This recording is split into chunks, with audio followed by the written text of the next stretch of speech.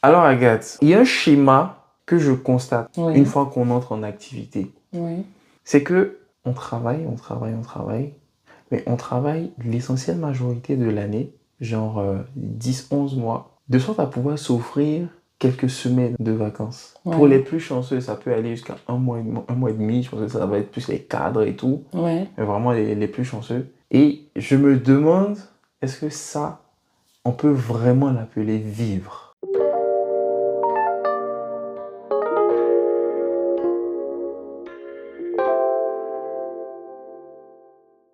Mais moi, ma question sera tout autre. Est-ce qu'on a vraiment le choix, en fait? On est dans un monde, en tout cas dans un environnement où j'ai envie de te dire que l'argent est le nerf de la guerre, en fait. Si tu ne travailles pas, mais tu n'as pas d'argent, tu ne peux pas te loger, tu ne peux pas vivre, comme tu dis, tu ne peux pas te déplacer.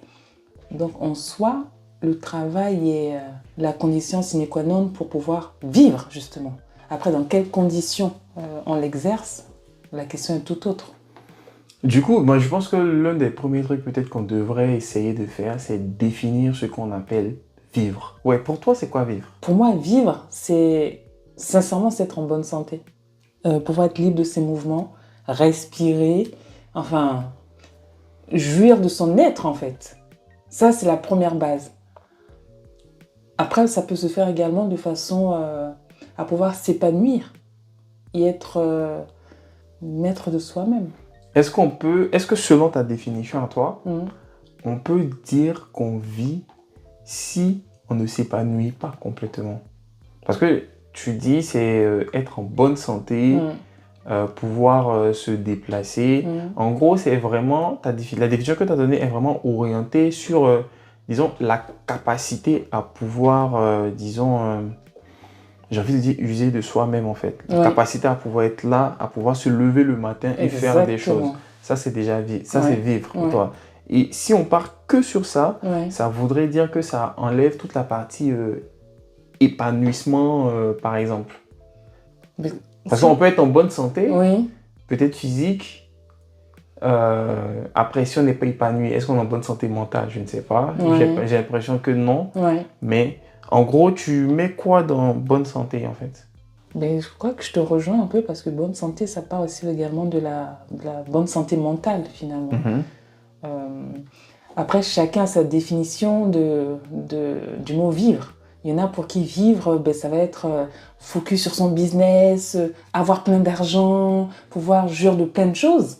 Et pour d'autres, ça va être s'occuper de sa famille, être épanoui dans sa vie personnelle, par exemple. Après, je me trompe peut-être, mais j'ai comme l'impression que quelle que soit la définition qu'on peut se donner de vivre, aujourd'hui, en fait, dans le monde dans lequel on est, dans la société dans laquelle on évolue, il faut quand même avoir un peu d'argent. Parce que pour tout ce qui va être essentiel à la santé, ben, il faut de l'argent. L'eau est source de vie, mais les factures d'eau, il faut pouvoir les payer. Donc, il faut quand même un peu d'argent. Si donc, peut-être pas être très riche, ouais. C'est pas nécessairement ça le sens de la chose, mais avoir un minimum qui permette de s'offrir les éléments basiques qui permettent d'assurer sa survie. Et si tu as l'argent et que tu es malade, et que tu es condamné, quel est le plus important pour toi? Non, mais même moi, ce que je suis en train de dire, c'est que même en n'étant pas malade, si tu veux pouvoir assurer ta santé, il faut que tu aies un peu d'argent. Pas beaucoup. Il ne s'agit pas là, oui, d'avoir des centaines de milliers d'euros, des millions d'euros. C'est pas ça le point en fait. Mais c'est que même la petite boîte de Doliprane, là, il faut l'acheter en fait. Bien sûr. C'est que même, comme je disais, l'eau, ne serait-ce que pour se désaltérer, il faut l'acheter. L'eau, en tout cas l'eau potable.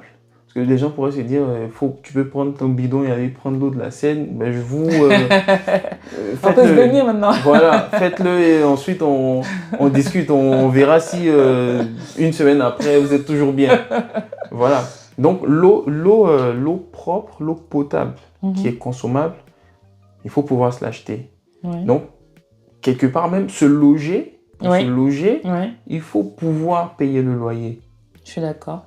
Voilà. À moins que tu détiennes un terrain quelque part dans les Vosges ou je sais pas où en France et que tu puisses, disons, voilà, en jouir et te monter une cabane dessus, là, il faut quand même que tu puisses payer en fait l'endroit où tu vis pour être dans des conditions décentes. Donc d'une façon ou d'une autre, on a quand même besoin de cette ressource-là financière dans une quantité, disons, plus ou moins minimale par rapport à la façon dont on décide de vivre. Ok. Voilà. Après, moi, mon point, c'était... après, tu vois, je te demandais, est-ce qu'on peut considérer qu'on vit si on n'est pas épanoui, si on n'est pas satisfait, en fait, de son quotidien?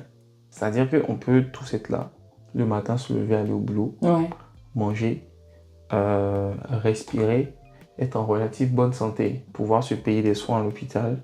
Mais si on n'est pas heureux, si ça, en fait, ça ne nous épanouit pas, si au boulot, on part avec la boule au ventre, si quand on rentre à la maison, on est fatigué, qu'on ne peut pas profiter justement de cette petite famille qu'on s'est construite. Et du coup, ça crée d'autres tensions à la maison. Est-ce que là, on peut considérer qu'on vit? Non, on survit. Voilà, on survit. Bon, c'est aussi mon avis. Et du coup, tout ça, en fait, tu te rends compte que c'est un peu créé par la structure de fonctionnement général de la société, en fait, quoi. Il faut travailler, il faut produire. Les richesses, bien sûr, ne sont pas forcément équitablement réparties pour mille et une raisons. C'est pas ça le sujet aujourd'hui. Mais en gros, il faut travailler tout ce temps qu'on met à travailler là. Et à la fin, on a 2-3 semaines de vacances où on essaie de profiter. Quoique tout le monde n'a pas forcément la capacité de profiter comme il le souhaite encore. Mais j'ai l'impression que c'est plutôt... à t'entendre parler, j'ai l'impression que c'est plutôt une course en fait. On court contre... On court après l'argent, on court après plein de choses. On court après le temps surtout. Et ça, c'est super important. C'est-à-dire qu'on court toute l'année. Et en fait, même pendant les vacances, t'as à peine 3 semaines pour pouvoir souffler un peu et rebelote en fait. Donc, est-ce que c'est une vie? Ou c'est une vie peut-être en début de carrière? Mais j'ai l'impression qu'à long terme, plus tu travailles et plus tu te rends compte que si tu n'arrives pas à donner du sens à ton travail, ben, tu vas te trouver complètement, pas déséquilibré, mais en tout cas avoir une faiblesse mentale qui va peut-être prendre le dessus. Donc c'est pour ça qu'au bout d'un moment, c'est important de faire un bilan en fait, de soi, de sa carrière, pour pouvoir réajuster et faire en sorte que l'épanouissement prenne le dessus. Parce que je me dis qu'en début de carrière, tu n'as pas forcément le choix. Dans l'apprentissage, tu t'exerces, donc tu prends ce qu'il y a à prendre. Mais au bout d'un moment, quand tu as une certaine assise, tu te rends compte que le sens que tu donnes à ton travail va prendre énormément d'importance. Donc soit tu suis le fil conducteur, tu restes dans ton confort et puis finalement, je pense que le travail, c'est plutôt un aspect alimentaire et puis tu t'épanouis autrement, au niveau personnel plutôt. Ou soit tu sors de ta zone de confort et tu essaies de vivre avec le risque que ça englobe. Alors, vivre, je pense que ça va avoir une définition différente en fonction des personnes. C'est clair. En fonction des ambitions de chacun, en fonction des réalités de chacun, vivre va avoir une définition différente. Parce que ça va comprendre de l'épanouissement et toutes les choses n'épanouissent pas tout le monde. Donc, comme Agathe vient de le dire, à un moment, il peut être intéressant de prendre le temps, et peut-être que là même, c'est le moment de le faire. Ça peut être intéressant de prendre 1 heure, 2 heures, un jour, pour réfléchir, se poser la question de savoir, est-ce que j'ai l'impression de vivre? Qu'est-ce qui fait que je ne vis pas? Ou qu'est-ce qui me fait vivre aujourd'hui? Qu'est-ce qui me fait me sentir épanoui? Et en fonction des réponses que vous aurez trouvées, essayez de réfléchir, de commencer à mettre en place un plan, un ensemble d'actions qui pourraient vous permettre d'améliorer votre état de bien-être et vous donner plus la sensation de vivre plutôt que de survivre.